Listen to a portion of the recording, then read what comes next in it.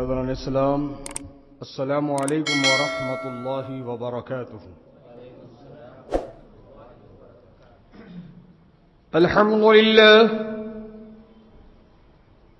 الحمد للہ رب العالمین، والعاقبۃ للمتقین،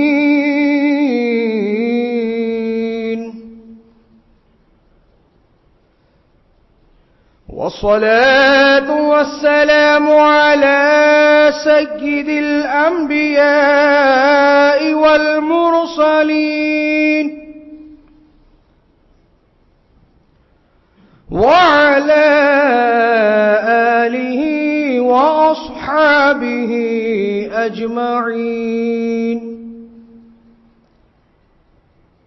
أما بعد، فأعوذ بالله من الشيطان الرجيم،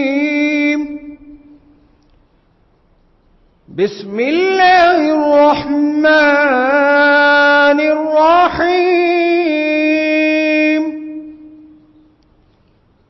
إن الدين عند الله الإسلام، صدق الله العظيم، وبلغنا رسوله النبي الأمين المتين الكريم، ونحن على ذلك لمن الشاهدين والشاكرين والذاكرين، والحمد لله رب العالمين۔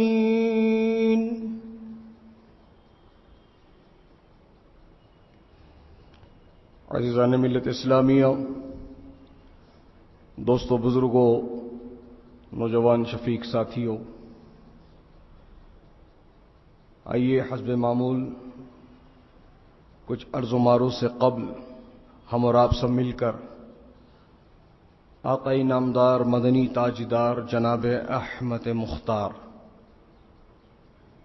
جگر گوشے عبداللہ نور من نور اللہ آمنہ کے لاعل ارواح نفیدہ جناب احمد مشتبہ محمد مصطفیٰ صلی اللہ تعالی علیہ وسلم کی بارگاہ عالیہ میں درود و سلام کا نذرانہ پیش کرنے پڑی باوز بلند درود شریف۔ اللہم صلی علی سیدنا و نبینا و مولانا محمد عدد ما فی علم اللہ صلاة دائمة بدوام ملک اللہ۔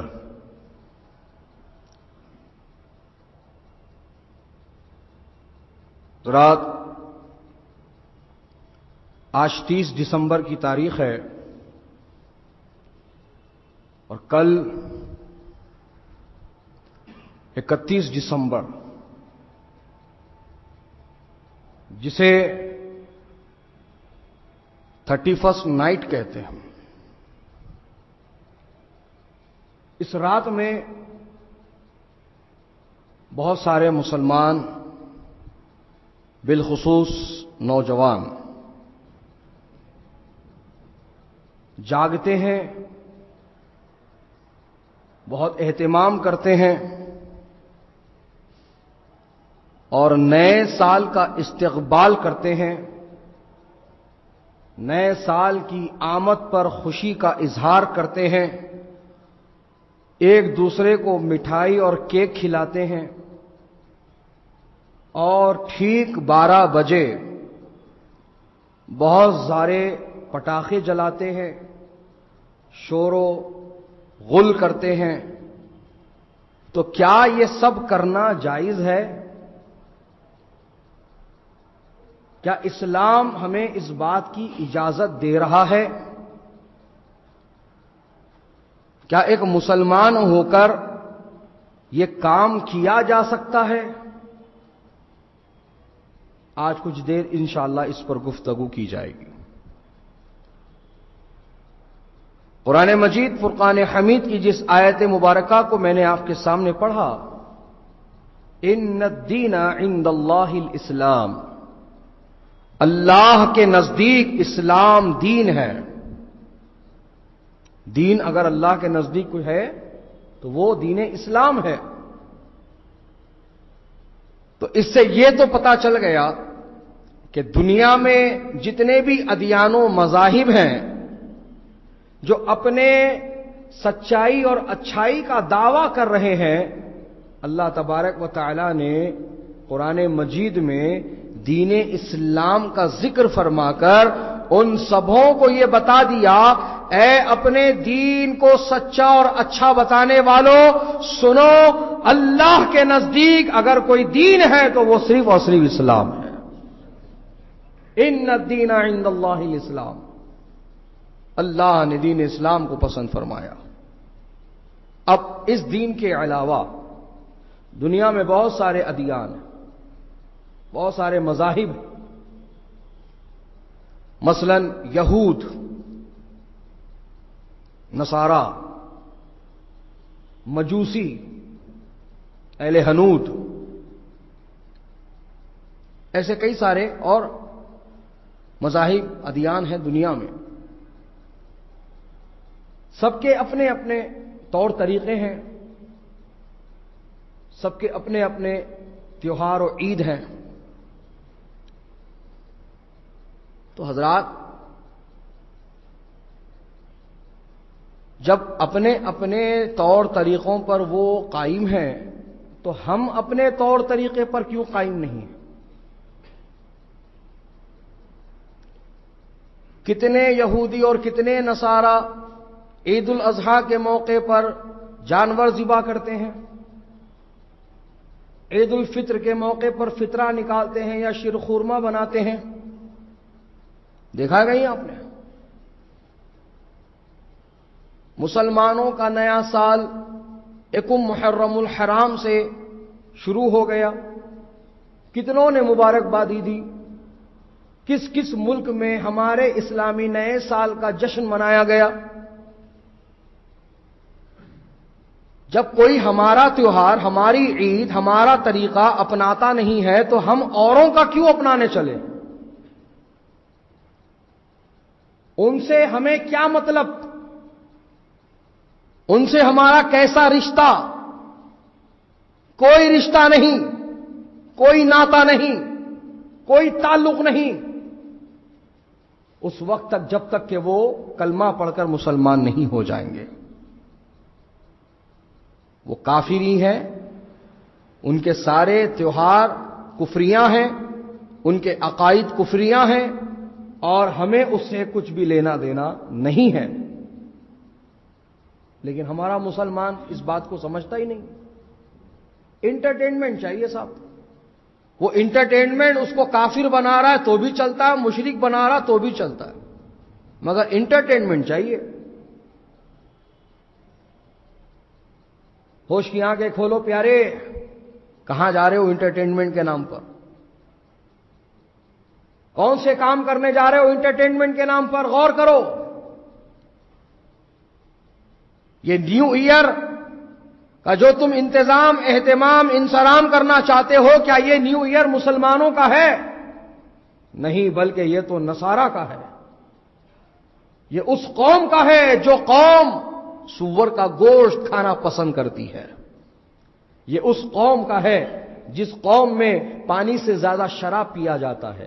یہ اس قوم کا نیا سال ہے جس قوم میں رشتوں کا پاس و لحاظ نہیں ہوتا۔ یہ وہ قوم ہے جس قوم میں کپڑے پہننے کا ڈھنگ و سلیقہ نہیں۔ یہ وہ قوم ہے جو قوم اسلام اور مسلمانوں کی ہمیشہ سے دشمن رہی ہے۔ نقصان پہنچانے کا انہوں نے کوئی موقع نہیں گنوایا ہے۔ ارے ہمارے اسلام کو، ہمارے مذہب کو، مسلمانوں کو جو ہے یہ نقصان پہنچانے والے، ہماری قوم کے لوگوں کو خون کے آنسو رلانے والوں کا نیو ایئر تم منانے چلے ہو۔ کیا تمہیں غیرت نہیں ہے؟ کیا تمہیں شرم و حیا نہیں ہے؟ کیا تم یہ بھی بھول گئے کہ تم مسلمان ہو؟ تمہارا تعلق کون سے مذہب سے ہے؟ تم نے کس کا کلمہ پڑھا ہے؟ تم کس کے ماننے والے ہو؟ تمہیں یہ کچھ یاد نہیں ہے۔ بس تمہیں چاہیے تو اپنی تفریح کا سامان چاہیے، تمہیں چاہیے تو اپنا انٹرٹینمنٹ چاہیے۔ سنو مسلمانوں، انٹرٹینمنٹ کے نام پر غیروں کا طریقہ، غیروں کا شیوا، غیروں کی جو ہے مشابہت اگر تم اپناتے ہو تو اللہ کے رسول نے ان کے لیے کیا فرمایا ہے؟ سنو، آقا فرماتے ہیں من تشبہ بقوم فہو منہم، مومن جس نے کسی قوم کی مشابہت کو اپنایا وہ انہی میں سے ہو گیا۔ اللہ اکبر، جو جس قوم کے طریقے کو اپنایا وہ انہی میں سے ہو گیا، کیونکہ اپنانا یہ محبت کی دلیل ہے۔ اپنانا کیا ہے؟ محبت کی دلیل ہے۔ محبت ہے تو ہی تو اپنایا ہے۔ تم کو رسول اللہ سے محبت نہیں ہے، رسول اللہ سے محبت ہوتی تو تم وہ کام کرتے جو رسول اللہ کو پسند ہے، تم ان چیزوں کو اپناتے جو رسول اللہ کو پسند ہے۔ ہمیں تو دنیا سے محبت ہے، تفریح سے محبت ہے، انٹرٹینمنٹ سے محبت ہے، ناچنے کودنے سے محبت ہے، فلم دیکھنے سے محبت ہے، گانے بجانے سے محبت ہے، میوزک سے محبت ہے، باجے گاجے سے محبت ہے۔ آج دیکھیں آپ باجے گاجے کا حال کیا ہے۔ کوئی شادی مسلمان کی بغیر باجے کی ہو ہی نہیں رہی ہے، الا ماشاء اللہ۔ سب کو یہ لگتا ہے کہ جب تک باجا نہیں بجے گا شادی پوری نہیں ہوئی۔ معاذ اللہ، استغفر اللہ۔ حضرات، نکاح میرے آقا کی سنت ہے، میرے آقا کی سنت ہے۔ مجھے بتاؤ، نبی نے الحمدللہ 11 نکاح فرمائے، کون سے نکاح میں باجا بجا یا نبی نے بجوایا یا بجانے والوں کو بجانے دیا؟ ہے کوئی ثبوت، دلیل پیش کر سکتا ہے کوئی؟ چاہے معاملہ شادیوں کا ہو، چاہے معاملہ درگاہوں کے عرس کا ہو۔ ابھی پرسوں 2 دن پہلے کا منظر میری آنکھوں کے سامنے یہ آیا کہ ایک درگاہ کا سندل جا رہا ہے جناب، سندل میں شریک لوگ کم ہیں، باجے والے زیادہ ہیں، 4 قسم کا باجا ہے۔ پھر کھانا پوری کے لیے ایک بنڈی پر اسپیکر لگا کر اس میں نہ تو منقبت بھی پڑی جا رہی ہے، مگر میں بتاؤں آپ کو، وہ بنڈی کے پاس کوئی نہیں ہے نہ تو منقبت سننے کے لیے، سب باجے کے پاس، سب باجے کے پاس منڈلا رہے ہیں، سب باجے کی طرف ہی توجہ دیے ہوئے ہیں، اور وہ بندہ اکیلا بیچارہ پڑ رہا جا رہا آگے آگے۔ نہ تو منقبت کی کوئی اہمیت نہیں ہے، باجے کی اہمیت ہے صاحب۔ باجے پہ فرمائش ہو رہی ہے، پیسوں کی برسات ہو رہی ہے، اور وہ نعت پڑھنے والے کو، منقبت پڑھنے والے کو 1 روپیہ بھی کوئی نہیں دے رہا ہے۔ ہماری پسند یہی ہے نا، میوزک۔ اللہ کی پناہ، اے مسلمانوں کہاں جا رہے ہو؟ ہوش کی آنکھیں کھولو۔ یہ میوزک، یہ باجا تمہیں جہنم میں لے جانے کا ذریعہ بنیں گے، نہ تو منقبت جنت میں لے جانے کا ذریعہ۔ اپنے ہاتھوں سے اپنی آخرت برباد کرنا چاہتے ہو؟ اپنے ہاتھوں سے اپنی قبر کی کوٹھری کو اور تاریک بنانا چاہتے ہو؟ بھائیو، کیوں ایسا کام کر رہے ہو؟ تم چاہتے ہو کامیاب ہونا، تو جب کامیاب ہونا چاہتے ہو تو وہ کام کرو جو کامیابی دلائے، ویسی محنت کرو جو تم کو کامیاب کرے، اور ایسے کاموں سے بچو جو تمہیں ناکام و نامراد کرے۔ حضرات، غوث پاک رضی اللہ تعالی عنہ نے بھی نکاح فرمایا، الحمدللہ 55 سال کی عمر میں پہلا نکاح ہوا، اس کے بعد میں آپ نے اور 3 نکاح فرمائے۔ خود نبی اکرم علیہ السلام خواب میں تشریف لا کر فرمایا، عبد القادر میرے پیارے بیٹے، تم ماشاءاللہ میری ہر سنت اپنائے ہو، پھر ایک سنت کیوں چھوڑ رہے ہو؟ تو حالت خواب میں پوچھا، یا رسول اللہ وہ کون سی پیاری سنت ہے جو مجھ سے چھوٹ رہی ہے؟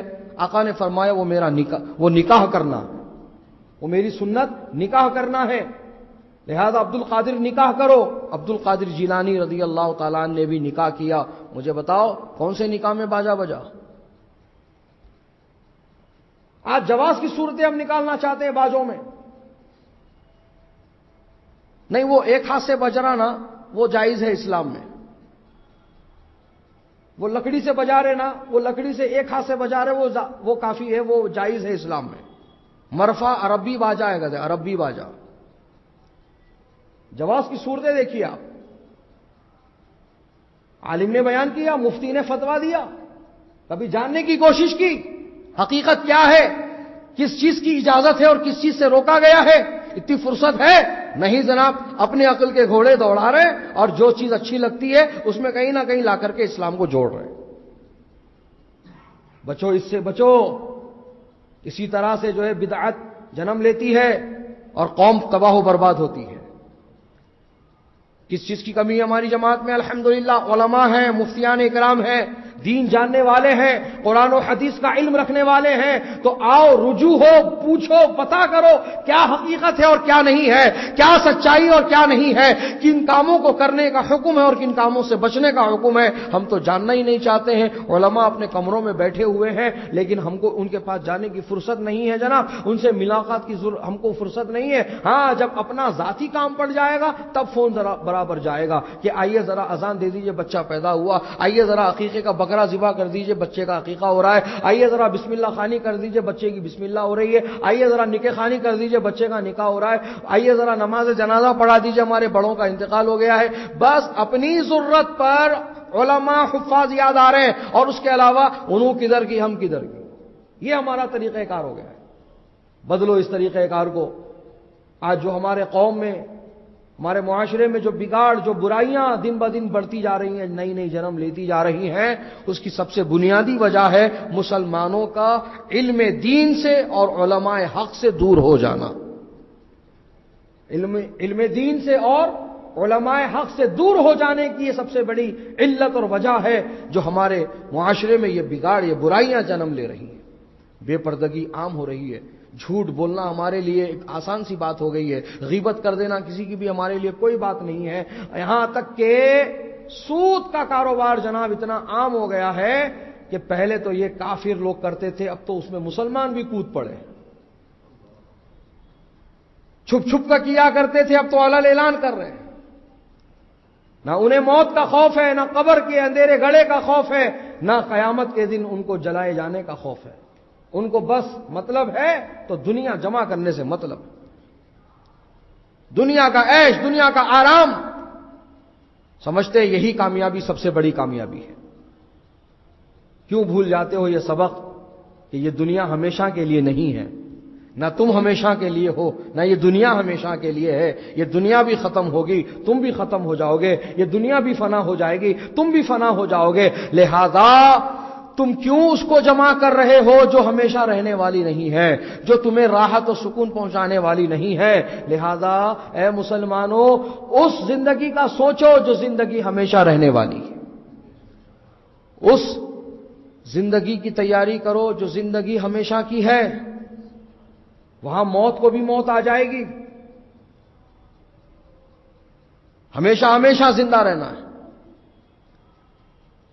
اگر تم جنت میں گئے تو کتنا راحت پاؤ گے، کتنی بڑی کامیابی ہے، اور اگر خدا نہ خواستہ جہنم میں چلے گئے تو ہے اتنی سخت، جہنم کی آگ کے شعلوں کو برداشت کر سکو، اس کی گرمی کو برداشت کر سکو، اس کی تپش کو برداشت کر سکو؟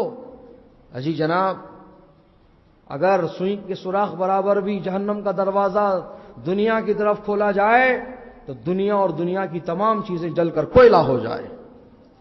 اس آگ میں ایسی تپش ہے، ایسی گرمی ہے کہ سوئی کے سوراخ برابر اگر دروازہ دنیا کی طرف کھول دیا جائے تو دنیا اور دنیا کی تمام چیزیں جل کر کوئلہ ہو جائے، تو اگر اللہ کسی کو اس کے اندر ڈال دے تو اس کا کیا حال ہوگا، اس کا کیا حال ہوگا؟ دنیا کی آگ کا مقابلہ نہیں ہے ہمارے پاس، دنیا کی آگ کا مقابلہ نہیں کر سکتے ہم۔ اور پھر اللہ نے اس آگ کا ایندھن پتھر اور انسان بنا دیا ہے۔ جہنم کا ایندھن پتھر اور انسان، کہ جس قدر اس میں انسان و پتھر ڈالتا جائے گا اللہ، وہ اور بھڑکتی جائے گی۔ جیسے کہ دنیا کی آگ کا ایندھن کیا ہے؟ کیروسین، پیٹرول، ڈیزل، تیل۔ جب یہ آگ پہ چھڑکے جاتے ہیں، آگ میں ڈالے جاتے ہیں، آگ بھڑکتی ہے، آگ روشن ہوتی ہے اور تیز ہوتی ہے اور لکڑی کو جلدی سے جلدی پکڑتی ہے۔ حضرات، اسی طرح جب اللہ جہنم میں پتھر اور انسان کو گرائے گا تو وہ جہنم کی آگ اور جلائے گی اور تیز ہو جائے گی۔ اللہ اکبر، اللہ اکبر۔ اے مسلمانوں، اللہ سے ڈرو، اللہ کے عذاب سے ڈرو اور ایسے کام کرو جن کاموں سے اللہ اس کے رسول راضی ہو جائیں، اور ان کاموں سے اپنے آپ کو دور رکھو جن کاموں سے اللہ اس کے رسول ناراض ہو جائیں۔ یہ نیو ایئر ہمارا نہیں ہے، یہ نیو ایئر ہم لوگوں کا نہیں ہے، یہ نیو ایئر کرسچنوں کا ہے۔ اگر تم کو لگتا ہے کہ تم ڈیوڈ کی اولاد ہو، جان کی اولاد ہو، تو تم کو اجازت حاصل ہے، اور اگر تم کو لگتا ہے کہ تم مسلمان کی اولاد ہو، تم عبد الرحمن عبد الرحیم ہو، تو پھر اب تمہیں اجازت نہیں ہے کہ تم نیو ایئر کے نام پر ایسا کوئی کام کرو جو اسلام اور مسلمانوں کو شرمندگی کا سامان مہیا کرے۔ اے مسلمانوں، اللہ کے رسول علیہ السلام نے فرما دیا، تم جس کی مشابہت اپناؤ گے انہی میں سے کر دیے جاؤ گے۔ اگر تم کو لگتا ہے کہ نصارہ کامیاب ہوں گے، نصارہ قوم اچھی ہے، نصارہ قوم جنت میں جانے والی ہے، نصارہ قوم قابل تقلید ہے، تو اب تم ذرا سوچو، کیا وہ قوم ایسی ہے؟ کیا وہ قوم اس لائق ہے؟ نہیں۔ ارے ان پر تو اللہ اس کے رسول کی لعنت ہے، اللہ اس کے رسول کی لعنت ہے۔ سور کا گوشت کھانے والی قوم، شراب پینے والی قوم، رشتوں کا پاس و لحاظ نہ رکھنے والی قوم، عریانیت کو عام کرنے والی قوم، یہ قوم کیا کامیاب ہوگی؟ اے مسلمانوں، کامیاب یہ لوگ نہیں ہیں، کامیاب سچے مسلمان ہیں، کامیاب دیندار ہیں، کامیاب دین اسلام کے پیروکار ہیں، کامیاب اللہ اس کے رسول کے بتائے راستے پر چلنے والے ہیں، کامیاب صراط مستقیم پر گامزن رہنے والے ہیں، کامیاب رسول اللہ کی سیرت اور اسوہ حسنہ کو اپنانے والے ہیں، کامیاب رسول اللہ کی سنتوں کو اپنانے والے ہیں۔ یہ لوگ کامیاب ہیں، ان کے نقش قدم کو اپناؤ، یقیناً تم کامیاب رہو گے۔ اگر دنیا داروں کی محبت دل میں بساؤ تو اس کا نقصان یہ ہوگا کہ قیامت کے دن اس محبت کی وجہ سے اللہ تمہیں انہی کے ساتھ اٹھائے گا۔ اللہ میدان محشر میں تم کو انہی کے ساتھ اٹھائے گا، اور اگر تمہارے سینوں میں اللہ کے محبوبوں کی محبت بھری،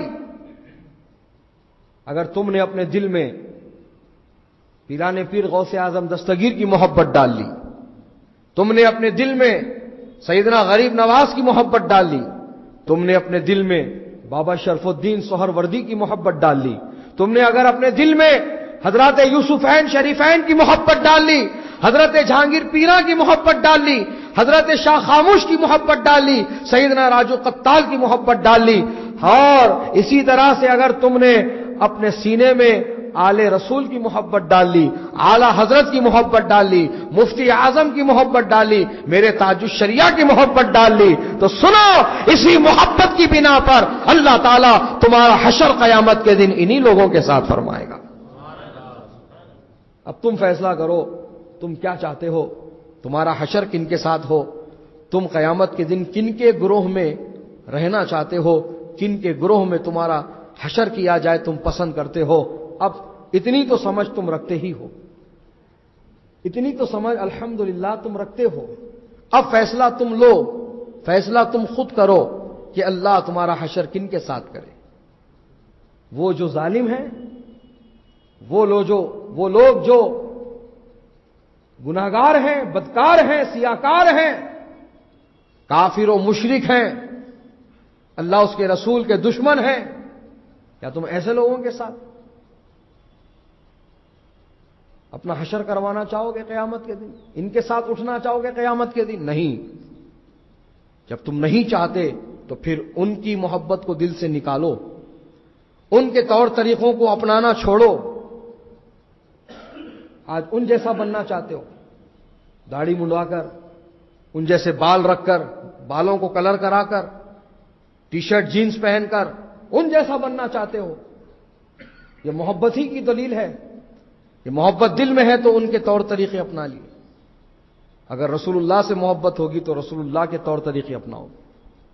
رسول کو چہرے پہ داڑھی پسند, رسول اللہ کو چہرے پہ داڑھی پسند.